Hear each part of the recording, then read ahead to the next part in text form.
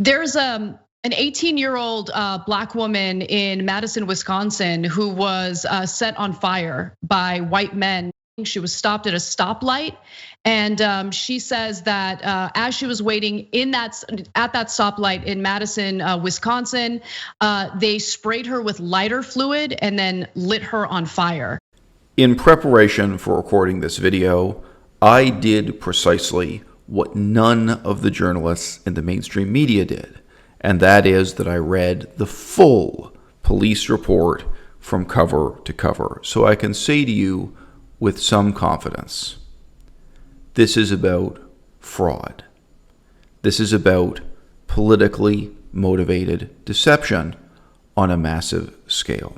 As I'm asking you to be very skeptical about what mainstream news broadcasters have told you about this case that unfolded at the height of public fascination with the Black Lives Matter movement a few months ago, it is inevitable that you will be skeptical of what I have to say also. And so, in opening this video, just to pique your skepticism, I would like to point out that this is videotape evidence of precisely what happened when this young woman drove through the intersection where she said these extraordinary events unfolded. This is the log, moment by moment, of when her car passed through each of the intersections downtown, including the one where she described these extraordinary events happening. And this is the text message she sent to her boyfriend approximately 3 minutes after those events unfolded, when her hair and face would have still been smoldering after she had padded out the flames. Now to an ABC News exclusive. The 18-year-old biracial woman who says she was attacked by 4 white men while she was driving. Althea Bernstein says she was set on fire, and Alex Perez joins us with the latest on the investigation. Good morning, Alex. Hey, good morning, George. The 18-year-old says she's studying to be a paramedic, and some of those skills kicked in at the horrifying moment she was attacked. This morning, police in Madison, Wisconsin are searching for the suspects responsible for this. A young biracial woman suffering 2nd and 3rd degree burns after she says she was set on fire. She said, I was listening to some music at a stoplight, and then all of a sudden I heard someone yell the N-word really loud. I turned my head to look, and somebody's throwing lighter fluid on me, and then they threw a lighter at me, and my neck caught on fire, and I tried to put it out. I haven't really slept, and I don't really have an appetite, so it's just, I don't want anyone to ever feel like this.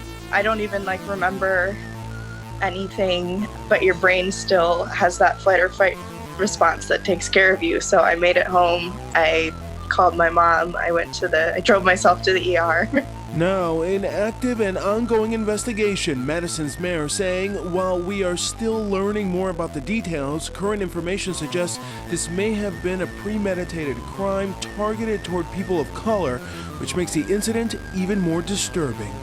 It's definitely a learning opportunity, and I'm very, very hopeful that these men sort of see all the responses and that they know that they hurt me. And that this is something that's going to affect me for a while. She was not terribly convincing on camera, and looking at the police report, it seems that she was not terribly convincing off camera either. Quote, Althea stated that she didn't think Nick would do anything violent to her. Althea then stated, quote, I don't remember anything, close quote. That would look great in court if this were to ever go to court. She stated that the fact that there isn't any video of the attack happening really concerns her and confuses her. And I'll bet the original audio recording of this discussion with the police, she would sound very confused indeed and would further discredit herself in court. I asked her if, when she said she didn't remember anything, she meant she didn't remember anything from that night, or she didn't remember Livingston doing anything violent or harmful to her. Althea then stated, quote, I don't remember the attack, close quote.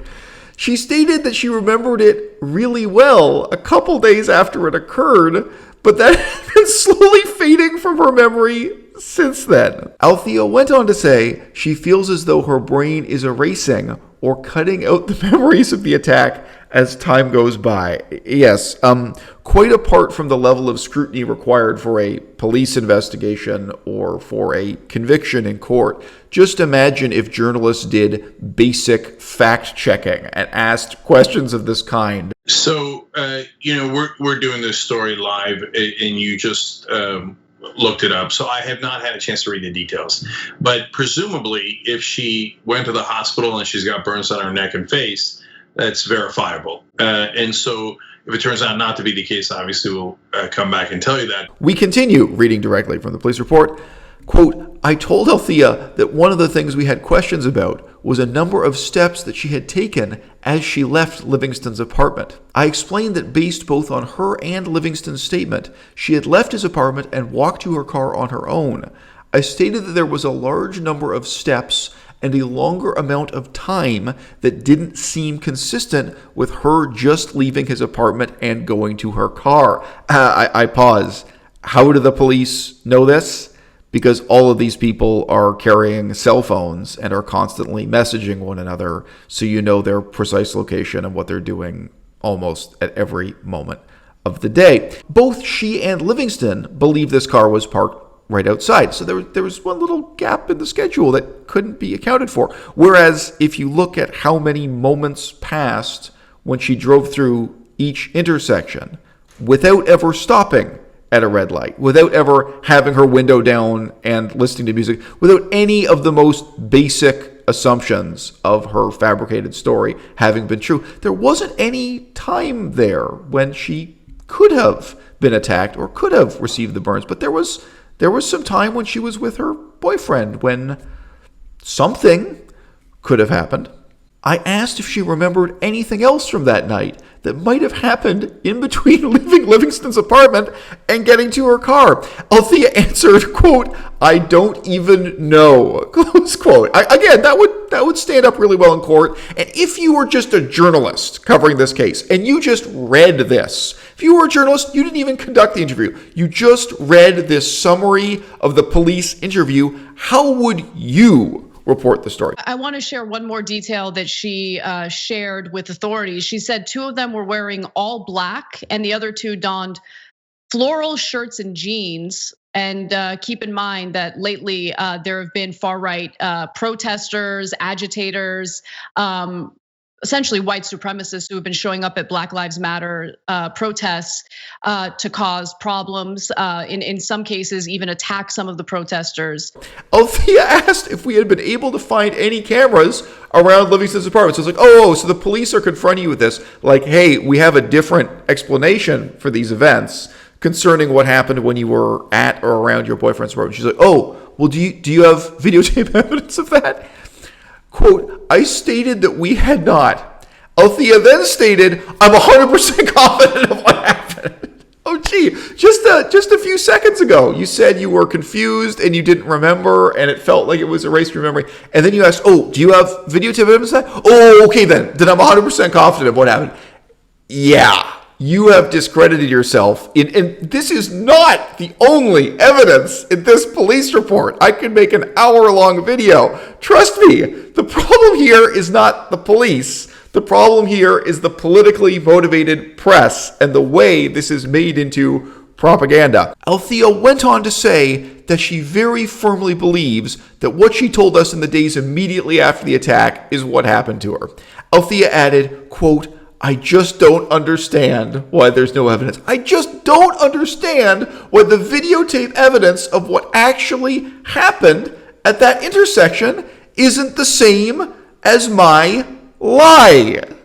Most of the police report is unredacted, which is to say uncensored, but there are some interesting erasures like this one. Anything to do with her health, anything to do with the psychiatric medications she may be taking, anything to do with what the burns actually were caused by, whether the burns on her face were caused by flame or by abrasion or by a chemical reaction. That has been omitted, and naturally people are asking questions. So, although the physical examination of the human being involved in the story has been kept from public view, the examination of the car has not been. And yes, as you can imagine, there is telling physical evidence, including chemical testing, forensic laboratories, so on and so forth,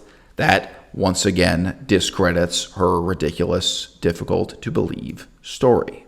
These are not the only demonstrable lies that you can find in the report. And these other lies, although less salacious, speak to her character. She insists again and again that when she arrived at the hospital, she was wearing a blue zip-up hooded sweatshirt.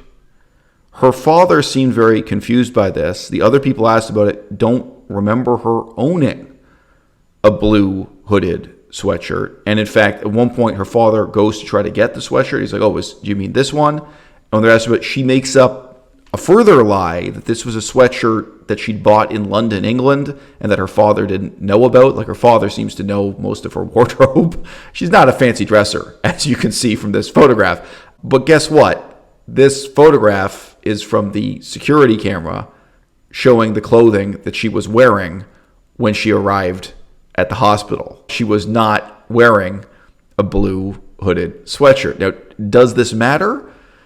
Well, it tells you what kind of person she is, what kind of stories she tells. She evidently felt it would make her story seem more compelling or more believable if there were this sweatshirt that was soaked with lighter fluid, that stank of lighter fluid, that provided more tangible evidence that her story was true. Now, actually, if your sweatshirt were soaked with lighter fluid and a live match or a lit lighter was thrown in your car, your whole sweatshirt would have burst into flames. So it actually makes your story less believable. But she thinks this makes her story more believable. And she makes up the further lie that because this shirt stank so much of the accelerant, of this flammable material, that the hospital staff took it away from her and threw it in the garbage. But look, this surveillance footage camera doesn't lie.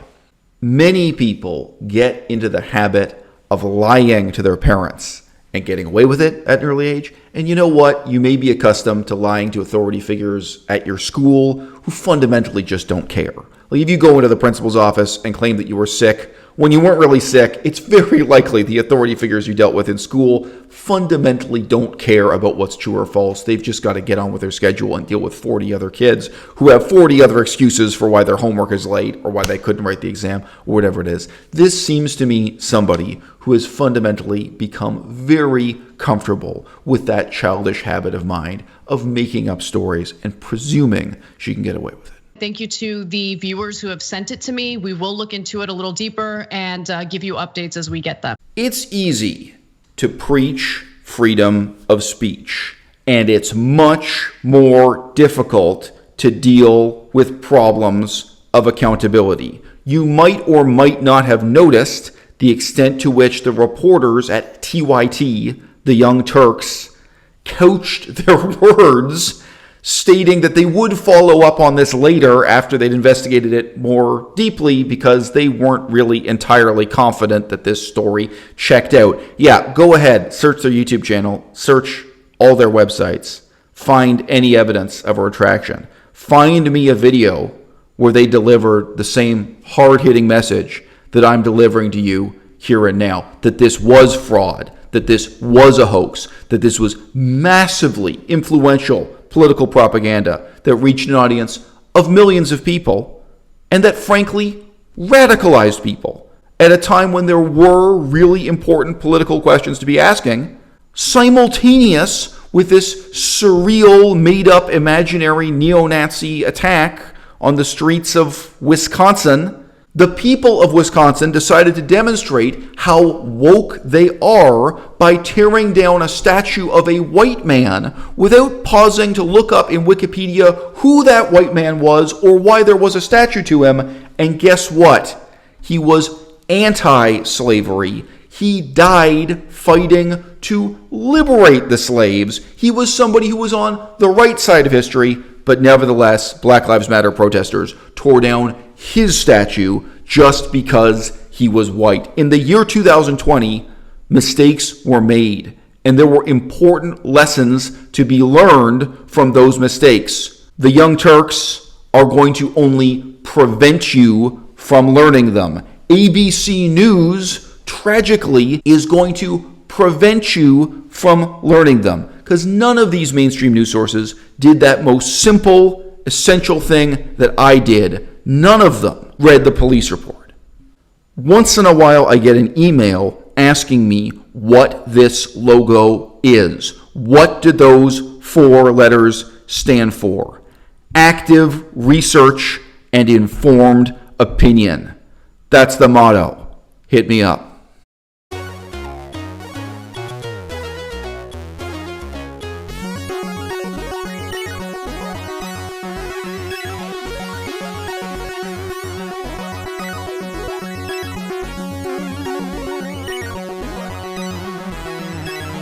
Maybe we can practice doing coverage.